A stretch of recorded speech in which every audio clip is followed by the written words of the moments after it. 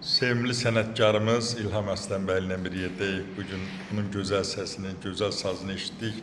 İstərdim ki, öz ürək sözlərini 4 sətir mənim də izləyicilərimə çatdırsın. Hər kəsi salamlayıram. Mənim əzizim, dəyərlim Seyfəddin doktor, bizim hamımızın əzizimiz, dar günümüzün dayağı, çarəsiz vaxtlarımızda bizə çarə olan əziz qardaşım, Allah səni var eləsin. Allah səni əski eləməsin xalqımızın, millətimizin üzərindən. Sənin əlin də şəfadır, sözün də şəfadır.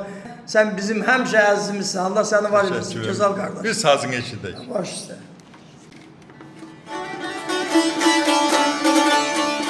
Həkim qardaş xeyli olar, həsrətdir telə barmaqlar.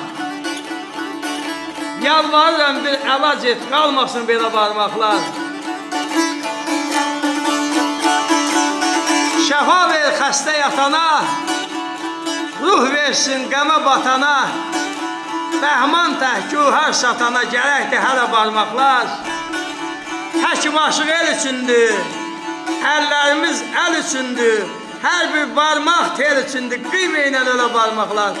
Allah sənin kimi qardaşımızı, sənin kimi həkimimizi var eləsin və bizim barmaqlarımız heç vaxt ölməz, çünki sən varsan yanımızda. Yaşa gözəl sənətkar, var ol, gözəl insan.